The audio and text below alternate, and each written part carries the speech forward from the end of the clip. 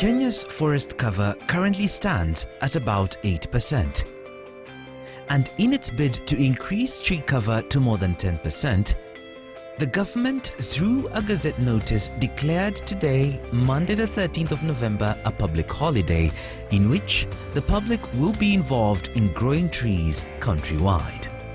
The exercise is part of the Kenya's Landscape and Ecosystem Restoration Program towards growing of 15 billion trees. Today's tree planting event is being presided over by the President Dr. William Ruto, and 47 county venues presided over by the Cabinet Secretaries and Governors, where all Kenyans and the general public are expected to participate in the tree planting. The importance of trees cannot be overstated. Trees play a vital role in not only our lives, but the health of the entire planet. Trees are not just important for the environment, but for our society as well. Over 1.6 billion people directly or indirectly depend on forests for livelihoods. That includes relying on natural resources and job opportunities they provide. A single tree can absorb as much as 48 pounds of CO2 a year, making trees the most effective carbon capture machines we have available. With such a wider array of benefits, fighting deforestation and replanting them as forests are crucial tasks for the coming decades, both to improve our well-being and to prevent the most dangerous effects of climate change. Join us as we talk to climate change advocates on their passion for the environment.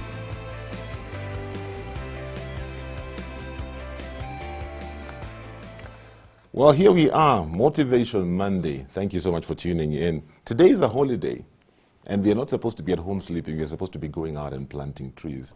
That's what this holiday is all about. I was thinking about this earlier on, and I thought, how many trees have I ever planted? That's a conversation we need to have over a cup of tea, because I think I need to pull up my socks where that is concerned. This morning, we talk about environmental activism. What are we doing about the environment? Are we providing solutions, or are we part of the problem? I've got two amazing gentlemen in studio with me to help me with this conversation as they share what they are doing to make the world we live in a better place. We have retired Judge Peter Herbert, founder of Bandang Africa. How are you doing? I'm fine. Karibu Rather sana. wet this morning. It's good for the tree planting. It is, absolutely. It is. The watering is done already. Yes. God has lent a hand. It's good to have you in studio. Karibu sana. And we have Geoffrey Mboya, who's also a climate change activist. How are you doing? I'm good. Karibu sana. Happy to be here. You're too young to be thinking about climate. You should be thinking about getting married, having your first car, and that kind of thing. I'm just curious, how are you so passionate about the environment? Well, my passion for climate change really stems from my background, because I grew up in an urban informal settlement here in Nairobi. And growing up, I was really surrounded with a lot of community leaders and organizers, who in them I saw the ways they were tackling environmental work. But it wasn't until I seriously came to experience an incident that really changed the course of my life. Okay. Yeah. What happened in this incident? So back in 2012, we had a huge fire, the Sinai fire. Okay, the Sinai fire, yes. Because Mukuru is located in an industrial area, and we have a number of factories, we have a number of industries. So we have one in particular, which is Kenya Pipeline Company, that is situated very close to the settlement. And we had like a huge spillage that led into Nairobi River, and people were rushing to fetch the oil. And there was a huge fire. It killed over 100 people. And over the years, there was a discussion around the company being way too close to the settlement. So it was either for the company to relocate to another site, or for the community living next to the company to be shifted to another place. Yeah. But that never happened. So clearly, at that young age, I remember vividly the experience, and that already got me involved in climate space. Okay. Yeah. What about you, Peter? I'm just curious. Judge to what you're doing now, how did this transition happen? First of all, how long were you a judge? Well, an immigration judge for about 27 years. Okay. And a judge in the Crown Court, occasionally sending people to prison, just occasionally. Occasionally. For about 20 years Uh-huh. before I took early retirement. Okay. And I was just thinking when I was listening to Jeffrey, because actually Jeffrey's part of the reason I got involved here in Kenya. Oh, okay. In that we invited Jeffrey through a friend, actually, to talk about climate justice. And just before, I think the day or two before we met, down in Westlands, he was off to COP27. I think it was COP27. Yeah, COP27. And I was like, wow, I just heard about this on the TV. And here is somebody, a young Kenyan, Yeah. who is clearly a dedicated activist, Yes. on his way to COP27.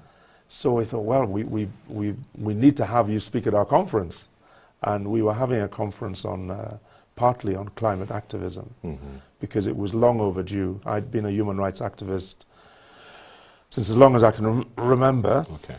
And thinking about the origins, I actually planted my first tree when I was about 8 years old, because my stepfather was a vicar in the northeast of England, and we used to do some very agricultural gardening, and he set fire to the garden at the back of our house, the vicarage, and they had to call a fire brigade.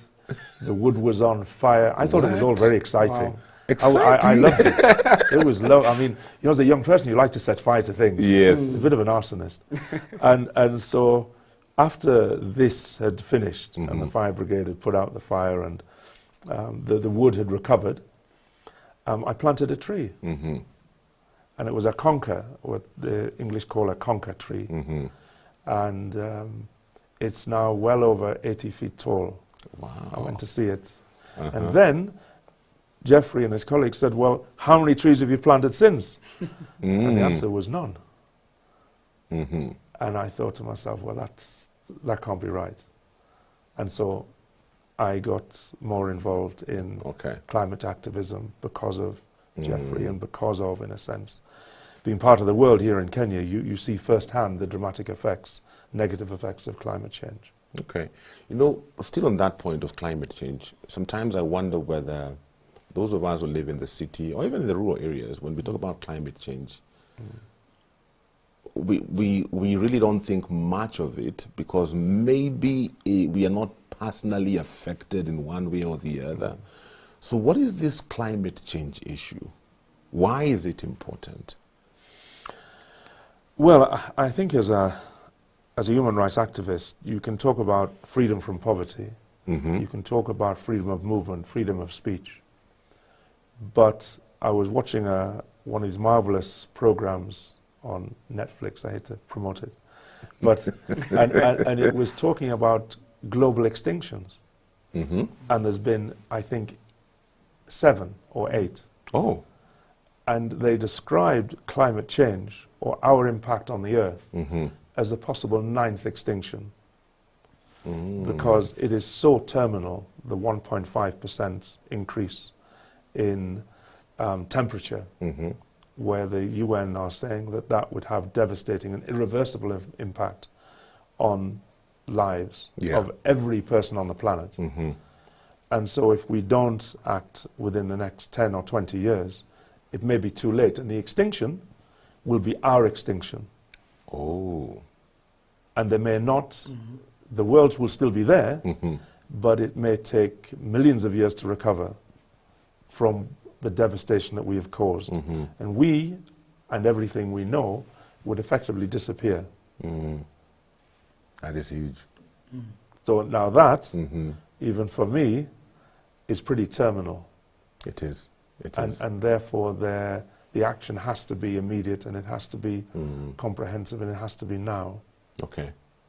Geoffrey, as a climate change activist, what are some of the things you advocate for, and what are some of the things you do? Well, for me as a climate activist, one of the very first thing I do champion for is advocacy work, because having been in the climate space now for about 5 years, I've been able to see the very many platform where we are missing. So we have the COP happening in just some few weeks to come, but you find these spaces, they're really dominated by climate activists from the global north. And they will talk about melting of the ice caps, melting of the glaciers and all that. But if you look at global south representation at these climate processes, it's very rare to find youth coming from marginalized communities. So I really use my platform also as a youth advisor on climate issues to call for more spaces to be open where young people can freely share their experiences, but also provide solution and be part of the policy frameworks that are being drafted with the idea of adapting to climate issues. And then secondly, my biggest call is also using citizen science to present data that has been researched by local people that can be used to influence policymakers. Because when you have concrete data on a particular issue, then it's easy for that to be presented and to use that as a basis for calling for more action or more reforms to be implemented. Being in this space, would you say, looking at Kenya, would you say people are aware about this kind of a conversation and are actually doing something about it? Or would you say majority of us are pretty ignorant about this space and what's happening and the effects of climate change? If it's interesting because our country has been on the forefront across the continent in championing for climate reforms. We have the late Wangari Maathai, who won the Nobel Peace Prize for incredible work in environmental justice and also in human rights space, which is very important area. Now coming back to look at the different contexts across the country where this conversation needs to be narrowed down to the local communities, it's way difficult. In 2015, we had these SDGs being launched. Sorry. Somebody has seen you on TV, they're calling you to tell you they can see you on TV. So if you look at this different context where we need to have this conversation, it's quite on a very small scale. Lots of people, since the launch of the Sustainable Development Goals in 2015, are really aware of what climate change means to them and how they can be part of that in terms of changing the situation they are in and also enabling a better future for the kids. So there's still a very large gaps in terms of education, in terms of advocacy, in terms of utilizing tools like citizen science for communities to empower themselves and have concrete data to present. I'm just curious, Peter, what's the connection between the two of you? What kind of things do you guys do together? Well,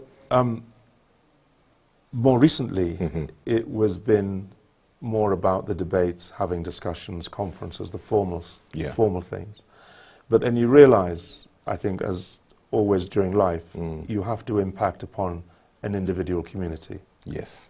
Discussions are fine, but what difference do you actually make? And in a sense, God is good. He will show you a way that you can make a change. And for me, it was, I live in the leafy suburbs of Cairns, very nice, rent a house up there with my family. And the cows in that neighborhood were coming increasingly thin. Oh, They were looking emaciated. okay. In about January this year, February, and one of the local residents put something in a WhatsApp group and said, we've got to do something about this. And I was stirred to some activism. I think I called Jeffrey and we had some conversations. But I just got active. And so we did a crowdfunding page to buy hay. I'd never bought a bale of hay since I was about 8 years old, because I Okay. lived next to a farm Yeah. growing up. And so I knew about cows and pigs and sheep and goats, but it hadn't been a long time since I'd got up close and personal with a cow. And to cut a long story short, over the next 6 weeks, we raised about 450,000 Kenya shillings. We went in one rainy day into Masai Manyata in Karen, in Karen Plains Road. And I thought maybe there'd be a few hundred. There was 1,260 cows What? and bulls. What? And yes, people had brought them into Nairobi, as you see, because they have a better chance of survival in Nairobi than they would if they're out in the drought of Kiserian and Kajiado. So it was a deliberate, it always happened. And, you know, cows, they are told, they have to feed them about a third less if they're in the city than if they're out in pasture. There's no supplements because they will rummage and get the things that we throw away and they'll survive. But they really were destitute and they were dying. So we took an image of a calf that had just died, put this on the internet, and the money flooded in. Wow. And then we started feeding with hay. The price of hay at the time was very high. I drove to Kajiado just to see exactly how bad it was, and it was horrific. Only 50 kilometers outside of Nairobi, there was not a blade of grass, unless it was as a result of a borehole. The communities that I met, one farmer in particular had lost 184 cows out of 200. Wow. That's a And the lot. ones that were left was very sad. I mean, they literally came running when they saw that we had some hay. And the community also was impoverished because that was their wealth. The local residents, whatever their nationality or origins, were generally quite hostile to these cows being in their neighborhood. They regarded it as a nuisance, an annoyance. So whilst they wanted their beef burger and their steak, they didn't want the consequences of that beef burger and steak clogging up their roads. Oh my goodness. So it was a very selfish, not everybody, I might add, but for the majority it was a nuisance and annoyance. And we were met with, let them starve, they shouldn't survive, they're going to be slaughtered, people are, you know, they're rounding them up from outside of Nairobi. Any reason you could think of not to do something. Yeah. Without actually thinking that the cows may be eating your flowers, but there's a good reason for that, because they're starving. Yeah. And so that is one of the things that we got involved in, and it led to cleanups as well. And we started a group called Safisha Saturday, which is, as the name implies, Yes. because we were saying about cleanup, and my friend said, well, Swahili that's a good name. Yeah. So we are having those cleanups and tree planting. And so we partnered with a nursery, Mozangira Hub Nursery, towards Ngong town. And they provided indigenous trees And so we've had several cleanups where we've also, at the end of it, planted trees and also talked to young people about the needs for climate action. Yeah. You know, talking about cleanup, I find that sometimes we wait for somebody. I've always wondered about this. You find a community, they're living in filth. And they're waiting for somebody to come clean it for them. Yet they're the ones living there. And I keep wondering, how do we change that attitude where we teach ourselves and others the importance of taking care of the environment? Yeah, before we even go out and plant trees, just taking care of the space we live in. Yeah, brilliant. I think it has also to do with people's behaviors and attitudes towards the environment. When people thrive in clean environment, then they're able to take that responsibility by themselves to ensure that they're keeping the environment clean, and also they're teaching their young ones to embrace that.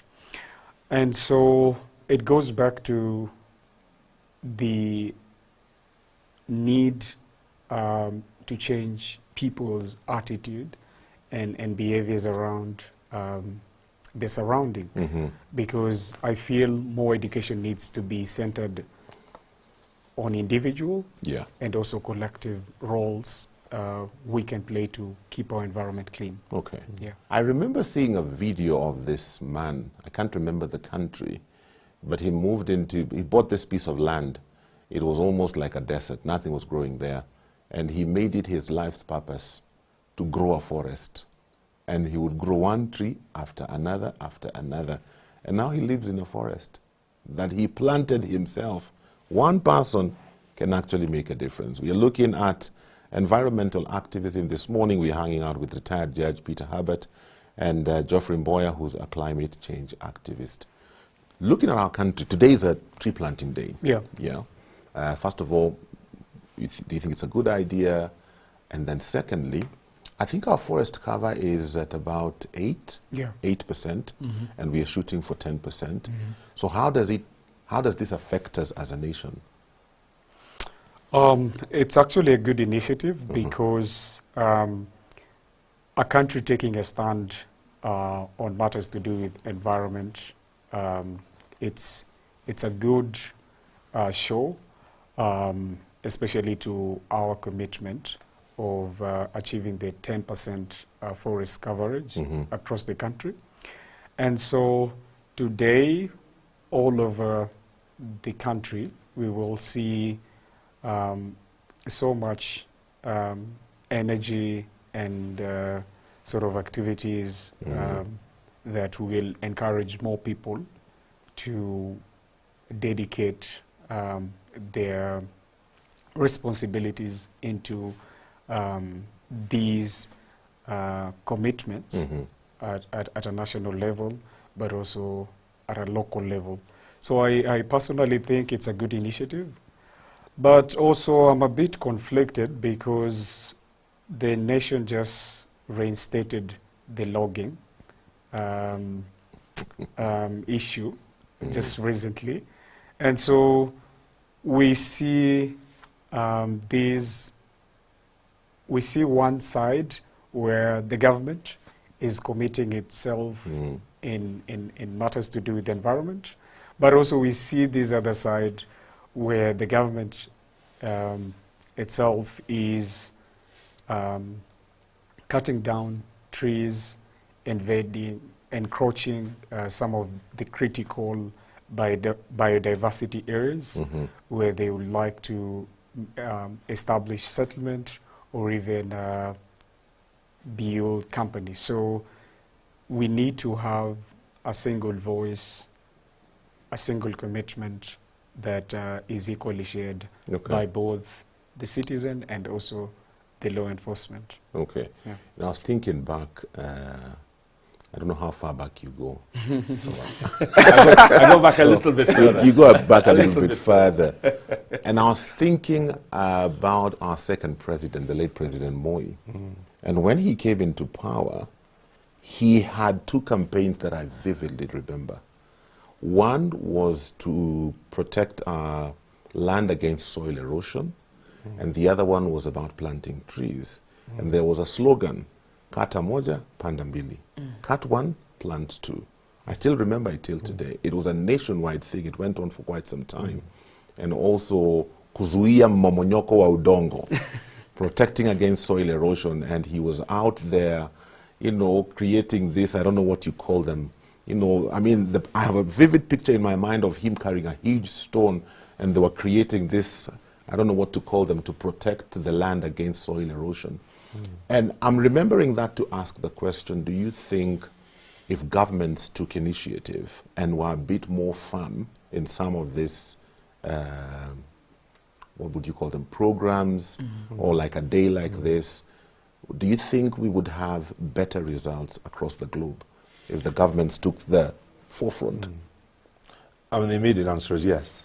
The problem is governments are more concerned about retention of power and GDP than they are about climate change. Yeah.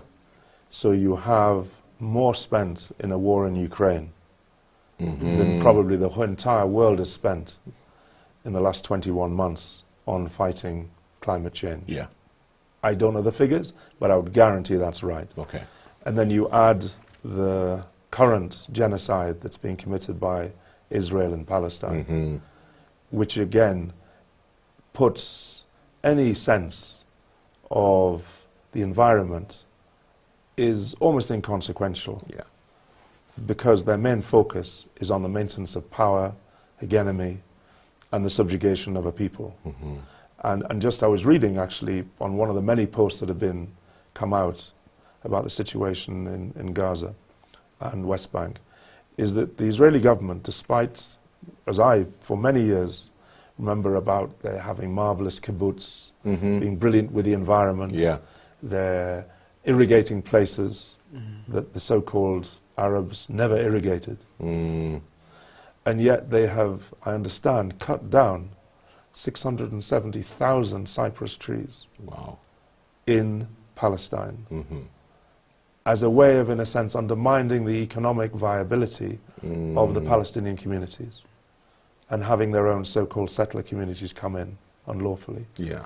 And that's only one example. Yes. Not even mentioning Brazil, not even mentioning the rainforests of West Africa and Indonesia, where the governments are more interested generally in logging and the revenues from logging than they are with preserving the environment. And that, for me, is one of the problems that is manifest, because on the continent, generally speaking, we are being exploited massively still. So whilst there is a crisis in Gaza, appalling crisis, I remember looking at the TV in 2017 and seeing a ship, a boat go down in the Mediterranean with 840 Africans on board. And I organized with the Society of Black Lawyers and others, Association of Muslim Lawyers, and we went to Sicily for 3 years in a row, and South Lebanon. And we talked to the refugees that survived that. Many of them had fled not only war and poverty, but driven by climate change. And the, in a sense, desertification of the lower Sahel. And that was why they had found their way to people traffickers.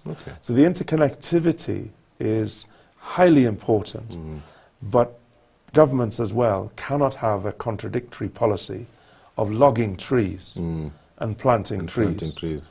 It takes, I can cut any tree in a day, more or less time if I have a saw. It takes 20, 30 years for that tree to grow, for one to grow. So that decimation, and if you're going to have a tree planting day, plan for it. Don't decide on a Thursday. Don't for a surprise Monday. us. Don't surprise us. I mean, even the trees even the trees are surprised. You ask them, they say, "Oh, really? Okay, It's today. Today's today." And then The other 364 days, what happens? What happens? What happens? What happens? Yeah. How do we make this a culture where people actually plant trees and people actually look after the environment, clean up your space, man? How do you make that a culture? Is it even possible? Well, we need to actually learn that from our leaders, because if a leader embraces the culture and he is or she is at the forefront of championing these kind of efforts, then it's easier for the rest of the people to emulate. Yeah. Because what I see is more locals doing the work than the leaders. Than the leaders. And so if we have both kind of support, then we are Yeah. able to achieve a lot Okay. collectively. I'm just thinking for that regular individual who's listening to this conversation, they don't think much about the environment and climate change and all that, but something has been triggered in them. What can they do? What can just a local kawaida mwananchi do to become a solution as opposed to being part of the problem? I think just very simple things. I speak to myself because, you know, I create a lot of waste, I know, but just a lifestyle. And so in a sense, the poorer you are, generally the less waste you will, plastic, Yes. you will consume. So the problem is those high earners, big houses, throwaway society. But everybody can plant a seedling. Everybody can clean up. And not only your own litter, but somebody else's. And in a sense, that is, I went plugging on Ngong Hills, which are beautiful, but a few years ago they were full of rubbish. Oh, because of all the people who go there All the over the people who go there, weekend yeah. with their juice bottles and all that. Yeah. And it looked a mess. And then there were one or two groups started cleaning up, but there were no bins on Ngong Hills. And so eventually, after several goes, bins were put and filled. And now the hills look, generally speaking, clean. And so there are ways in which ordinary people going about their ordinary life can clean up that environment. And you know, you see people drive along and a plastic bottle flings out of the window. Yes. It's very common. It used to be common all over the world. But I think where governments and people have taken a lead, then it stops. And it even can stop by saying, excuse me, but you just dropped this. Yes. I saw it once in the US, and I was shocked. In the UK, you'd get slapped. You get slapped if you said, what? Really? Well, figuratively, you know, you don't do that in You London. don't do that, yeah. But it was Chicago, and I thought, I watched watching this reaction with amusement because there's a bit of street theatre going on. It was only a cigarette butt. But, yeah.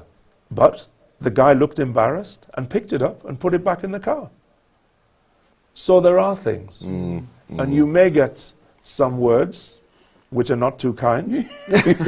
But if everybody does it to everybody else, the culture changes.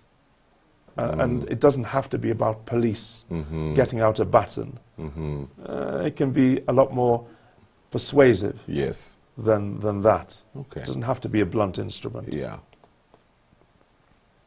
I've seen a video where somebody throws out trash from their car. And this guy on a motorcycle picks up the trash and chases after the car. Yeah, and they get to traffic lights and he knocks on the guy's door and the guy rolls down the window and he shoves everything in the car and he rides off. And I thought, wow. We need more people like that in this country. Today is a National Tree Planting Day. I'm just curious. How many trees have you planted? Do you keep count? Or do you plant trees? It's a good question. Yeah. I'll say I planted 40 trees. And today we're looking at planting trees back in my community. Okay. So the local chief and community leaders have arranged to plant about 1,000 trees Oh, nice. with the community. So it's something that I would like even to do more better. And also we're teaming up with Peter at Bandang Africa. Yeah. We'll be planting 200 trees later this month when we have our conference, which he can speak more about it later. Yeah. And so we also have several other plans to do large-scale tree planting. Okay. Yeah. Okay. I have like a minute and a half. Bandang Africa. You haven't told us what Bandang Africa is all about. Okay. Yeah. Bandung, very, very quickly, is a town in Indonesia, which is in Kenyan history because it was the first non-aligned movement conference in 1955. Oh. Where Kenya didn't directly attend because it wasn't an independent country at the time. But 6 African countries did, Okay. plus the Asian economies. And it was also attended by Pierre Gama Pinto. And there he met Malcolm X. The two became good friends. And Malcolm X visited Kenya in 1958 for 2 weeks. And those connections are why, as an activist from the UK, we adopted the word Bandung as a Pan-African way of saying that this is about a historical relationship, bringing people of colour all over the world together to try and reverse the hegemony of the Northern Hemisphere. So change, whether it's climate change, poverty, it's sharing resources and preventing genocides, whether they be in the DRC or in Gaza, because they all have a massive impact. Very true. And creating a better world together. Okay. Wow. Gentlemen, imagine my time is up. Thank you so much for coming. Thank you for sharing. We appreciate. Thank you very much. My friend, we need to plant trees and clean the environment and take care of our space. Become a solution. Don't be part of the problem. If each one of us took it upon themselves to just plant just one tree, imagine it would make a huge difference.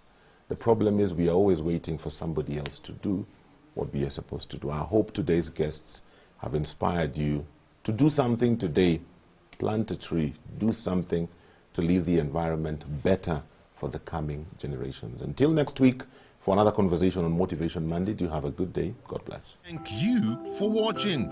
Remember, subscribe to our YouTube channel so that you can get notified whenever we upload new fresh content every day. Stay tuned and enjoy fresh, uplifting content.